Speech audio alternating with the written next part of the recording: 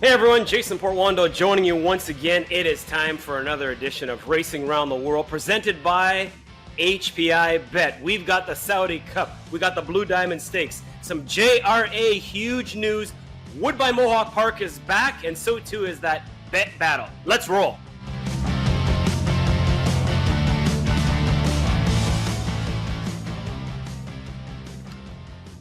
Reunited, and it feels so good. Jason Portuondo, Chad Rozema with you as we get set to race around the world, literally, Chad, as we are reaching locales today that we have yet to reach on this program.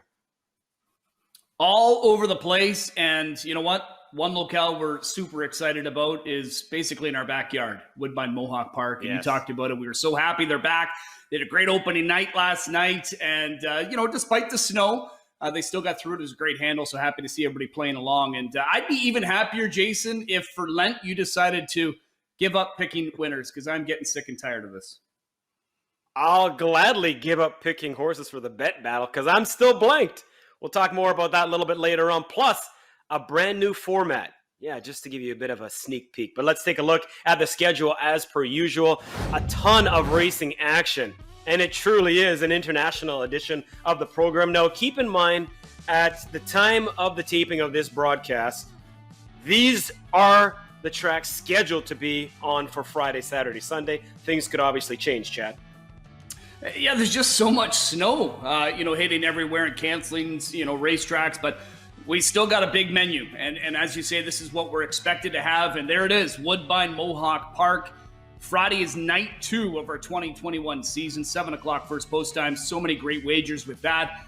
Then we get into Saturday, and early on, there is going to be a big highlight for us, Jason, from Riyadh, Saudi Arabia. That huge program capped off by that $20 million event. $20 million. I don't care what the currency. $20 million, obviously that's significant. It is the world's richest race. Looking forward to that. Then we carry you through Saturday night. Big news, courtesy of the Japan Racing Association. Carlos Ebner, Senior Manager of Simulcast Wagering for HPI Bet, will drop by a little bit later on in the program to break that down for us as we go through the rest of the weekend. But of course, the headliner will be that $20 million race. And even though we have all these racetracks, I can guarantee you that people watching and wagering on those events will have their eyes fixated on the huge anticipated battle between Charlatan and Knicks Go. Chad and I will have our selections coming up, but let's talk some stakes here, partner. Yeah, well, Australia, it'll be Saturday for them, but it's going to be late tonight. On the Friday through HPI Bet. Caulfield, headlined by the Blue Diamond Stakes for the 2-year-olds, $1.5 million Australian dollars for that Group 1. It's an all-stakes card. It's going to be fantastic. And then we get into Saturday, and yes, all stakes again at King Abdulaziz Racetrack. Saudi Cup will cap it off in race number 8, and that is expected to go at about 12:40 Eastern Time on Saturday. And again, you can watch and wager through HPI Bet. We've got so much great stuff. And then you talked about it going all around the world, Jason. The Japan Racing Association with the February stakes from Tokyo. We've got that Saturday, then Shenzhen in Hong Kong. They always have, big stakes events and huge pools to play into as well. Speaking of which, you want to play into this. 500,000 points. Wow. That must be a lot of points. Keep an eye on this program. There's a look at the specifics and featured tracks this time around being Tokyo Racecourse, King Abdulaziz, obviously. We've talked about that a ton. And it's somewhat appropriate, Chad, that we're focusing in on the other side of the world right now because North America, there are racetracks that are competing. We do have some graded stakes events as well, but with the weather being the way it is, let's just focus where we know snow will not be an issue. And you know what? Oakland again, Chad, had to cancel, right? So, my goodness, it's unbelievable how much they're getting hit with snow. Yeah, it's different. Yeah, it is. It is. All right, we talked about it being a different formatted show. Why? We have a shot clock. Not 24 seconds like the NBA. We're going to add in 21 more. So a 45-second shot clock to just keep it moving here on Racing Around the World. And I'm looking forward to it. You? Yeah, I mean, they're basically, saying, Rozema, enough talking. We're gonna put you on a timer now and keep you quiet. Australia, let's begin there. Caulfield Racecourse, Victoria, and we've talked about the Blue Diamond. The stars of tomorrow. We got the 2-year-olds chasing a purse of 1.5 million. They're traveling 6 furlongs is what we like to call it. 1,200 meters is the trip for them, and there is a scratch in there of an undefeated filly by the name of Dosh.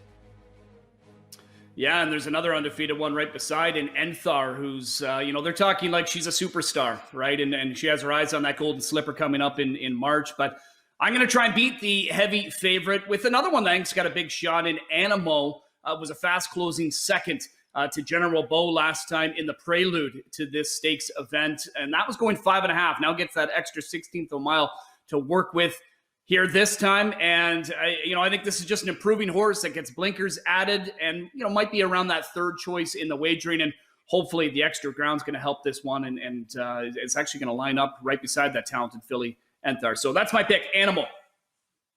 All right. Sounds good. And, you take a look at the field. And for me, whenever you're talking juveniles, you always have the question mark, right? Little nicks here, little injuries there, like young kids. Sometimes they get a little bit of a sniffle, a cold, a cough, whatever the case may be. But, Enthar, the first vet check wasn't a good one. She actually wasn't deemed good enough to compete. And then early Friday morning, I do believe, they said, you know what, second vet check looked a lot better. Looked like she's getting back to herself. She's not the smoothest going filly to begin with. So the fact that she's got a little bit of a, hitch in her step doesn't bother me. Hey, you can't argue with perfection, right? She's a perfect 2 for 2 to start her career. Love the way Mark Zara got a chance to get to know her last time out. She's quick, and I don't think the added distance is going to be much of a problem for her. I say she remains perfect. I've got Enthar as the favorite, just under 2.5 to 1 going in to get it done. We're going to find out. All right, so that is a look at Caulfield's race. Now let's get to the big one. You got $20 million on the line. It's a brand new race, just started last year, right? So we will have the second running of the Saudi Cup. $20 million on the line. Hey, trivia time, Chad. Who won last year's race? Who was it? Maximum Security. Oh, Chad was on the ball. All right, yeah. So I only had we should note. We should note a couple of riders' issues to get there. John Velasquez will not make it. So William Buick gets the call there with Tacitus. Max Player awaiting a rider there because, Umberto Rispoli was supposed to ride. This COVID-19 is just wreaking havoc, Chad. Yeah, Mike Smith's there safely. He's actually already riding on the Friday program in the Jockeys International Challenge, taking over for Johnny V in that. So Charlatan will get his rider there as you talked about it. Looking forward to that matchup between Charlatan and Nick Sko. And do you remember me saying after the Pegasus World Cup, I've learned my lesson. I'm going to pick against Nick Sko? Well, yep, I'm going to pick against Nick Sko. I'm going to go Charlatan, who hasn't raced yet this year, but he's so impressive. He's a superstar, and I think he's going to be able to track just like he did in the Malibu. And track Nick Sko is going to be the speed in this race. They've got that long run up until the opening turn, and I think he's going to be able to turn on the jets. It's going to be a great finish. I see this battle going right down to the wire between these two, and I think this is a battle that is going to go on throughout the entire year. I think we could have a lot of fun with these two very, very talented superstars. I'm with you. Don't want to say it's a 2-horse race, but really feel like it's just a 2-horse race. I mean, you got the undefeated Charlatan. We know about the resume that he comes in with. That resume does not need a cover letter, as I like to say. Nick Sko, undefeated since going to Brad Cox's care. And this horse is just a flat-out freak. And I tried to beat him last time out, but I learned my lesson. Unlike you, Chad, I will not mess with Nick Sko. Not only is he quick, but that velocity. He can keep it going for such a long time. So, hey, that is a scary combination. So I think Nick Sko, just keeps going. And I think he just runs that win streak to 5, if I'm not mistaken, 5 or 6, whatever it is. Mm-hmm. And I like the fact that Rosario makes the trip. But I will say this. If our two horses battle each other into submission, Mishriff really intrigues me. Lone dirt start at that course wasn't all that bad. Finished a pretty good second. So Mishriff is the wild card for me. Do you have a wild card or no? I didn't go that way, but maybe try and pick a closer because it is a deep track, can get to be a little bit tiring there with that Saudi sand. So, maybe look for a price if these two do battle it out. All right, a couple of 4-race win streaks on the line. Looking forward to that. Well, also looking forward to what we have coming up. Woodbine Mohawk Park. We'll have that a little bit later on. But big news for those of you who like to wager on Japanese racing. Been there, done that. HPI bet members will like this. We've got Klaus Ebner. Had a chance to speak with him earlier this week. He's a senior manager of HPI bet, simulcast, and wagering. Big news, and he's going to share it with us right now. Thanks very much, guys. I hope you're both doing well. So through HPI, we're going to offer 24 Grade 1 race dates from Japan this year. We'll start off this weekend with the Grade 1 February Stakes from Tokyo Racecourse on the dirt at a mile distance. This is a winning or in challenge race for the British Cup Classic, so maybe you may see a horse winning here. That race is in Del Mar in November. So you're going to ask yourself, well, what's in it for me? What's available through me through HPI Wager on Japan? So we do have two 50% takeout pick fives, so an early and a late pick five, and we also have a 50% super high five available for you. In terms of the wagering, you're going to say, well, what else is there? How do I bet these races? Well, the pedigrees are very simple. They're all American-oriented, so you're going to see horses by American Pharoah, Empire Maker, etc. You'll figure it all out, no problem. And in terms of jocks, that's where you want to focus on in terms of how to make your real money, is in terms of the jocks in this race. So in North America, we have big money Mike Smith. Well, in Japan, we have big cash Christophe, if you will, Christophe Lemaire. Big money rider, wins at over 20% strike rate. So you can look at him as one of the jocks, as well as others such as Yuga Kawada, Yutaka Take, and Yuichi Fukunaga.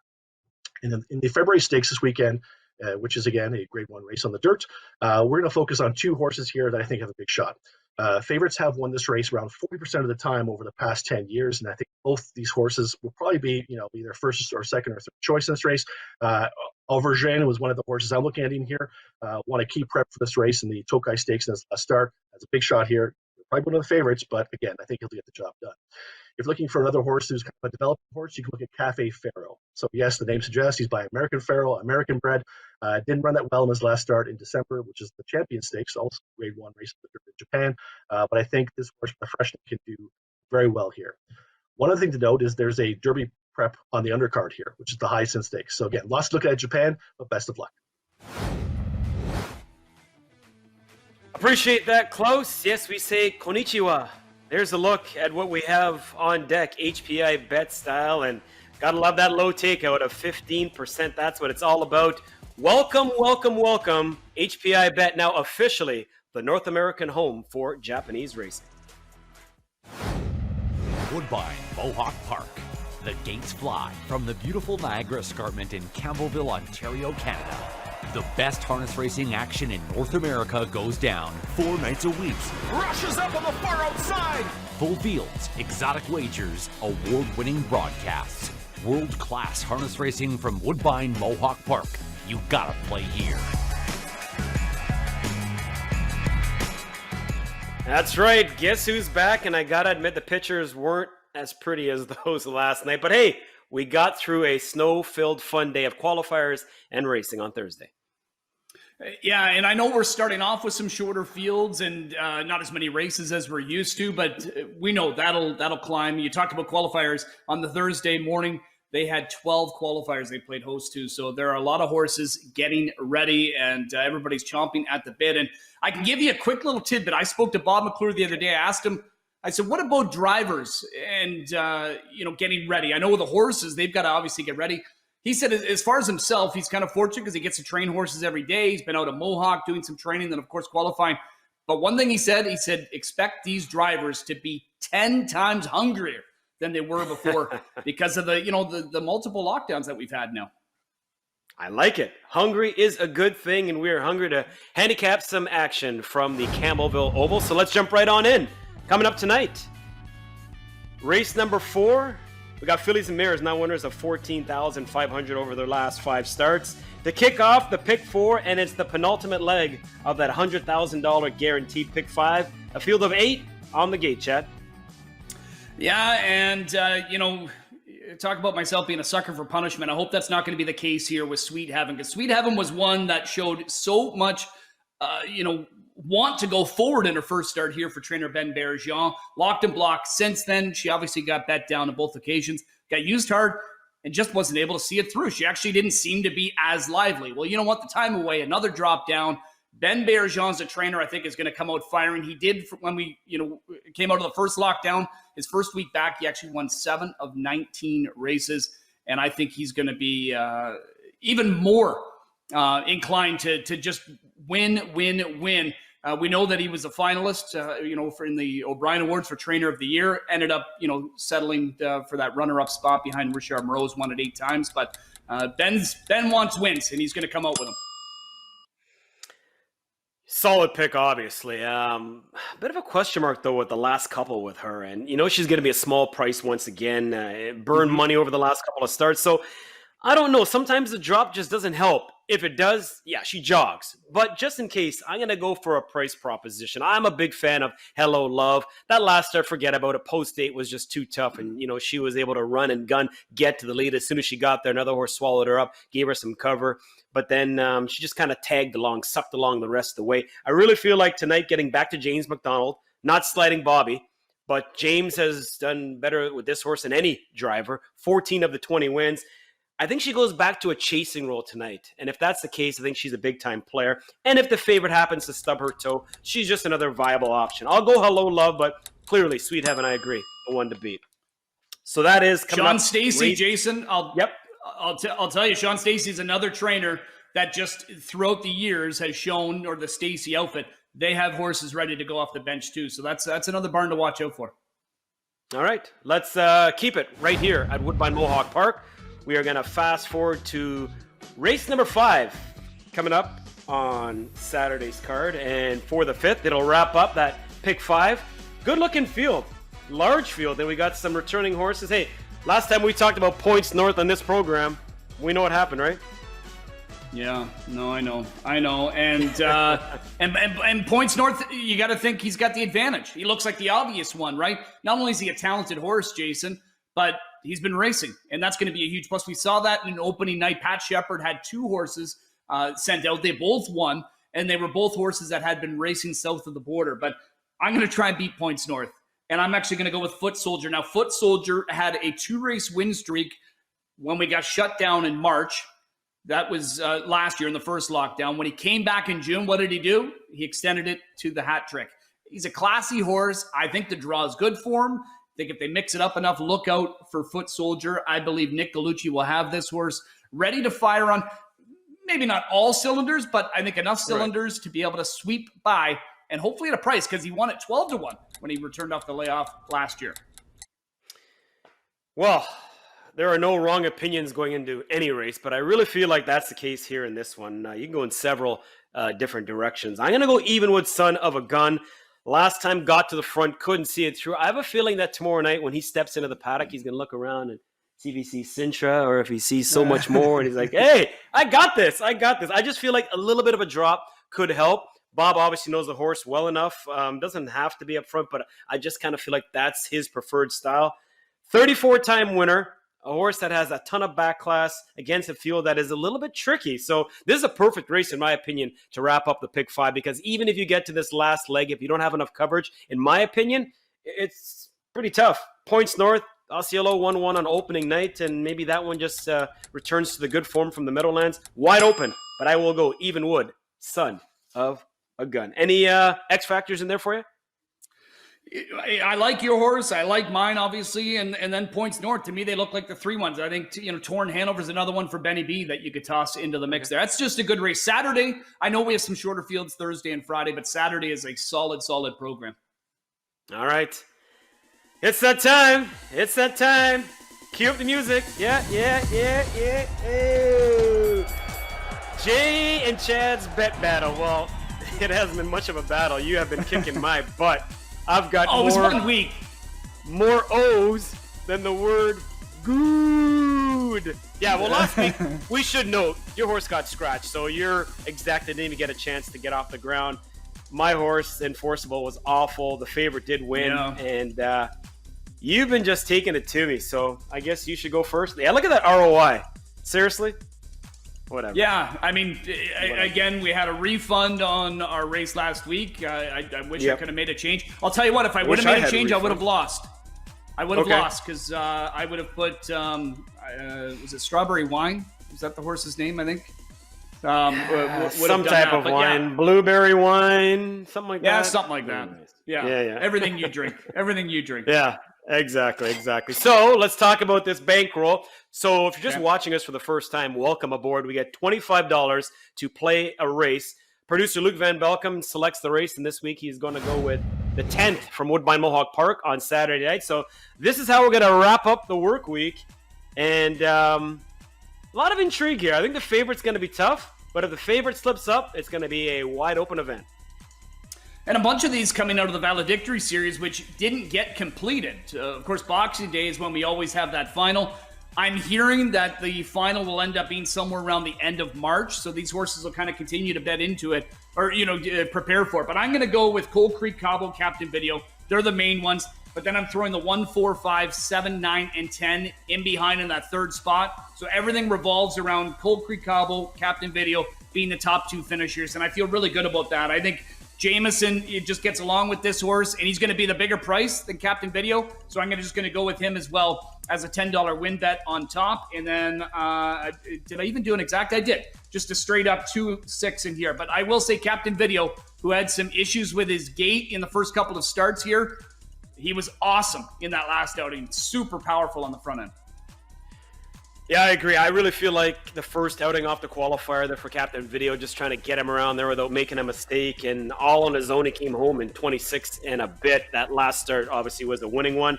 I don't really like favorites, but sometimes you can't beat them. You got to join them. So I'm going to play a try. There's a look. 6 with 2 with 1, 4, 5, 7, and the 10. And flat out win bet to maybe just get on the board. I need to get on the board here, Rosie. So even if I get 6 to 5 and he wins, I'll be happy with that. I just need to get rid of those damn zeros on the board there. So we'll see what happens. So win's a win. A win, exactly. So next week we get a chance to recap it. Maybe we can both win. Is there a way that can happen? Is yours all just 2-6? I can't remember now, or is it 6-2 as well? It revolves around that, but then I've got a little bit more that center's just on Cold Creek Cabo, but we can both win the try. If your horse wins, I've got it mixed up.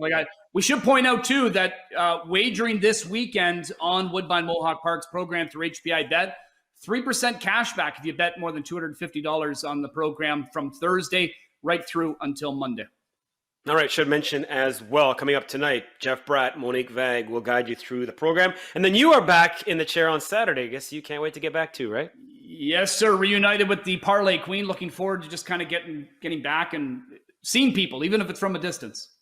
All right. Thank you to everybody who helps make this show possible. We need to shout out Klaus Ebner for his words of wisdom there at the Japanese Racing Association. Our producer, Luke Van Belkom, everybody, the entire team at Woodbine Entertainment making this show possible. For Chad, I'm Jason. We'll see you next week for another edition of Racing Around the World.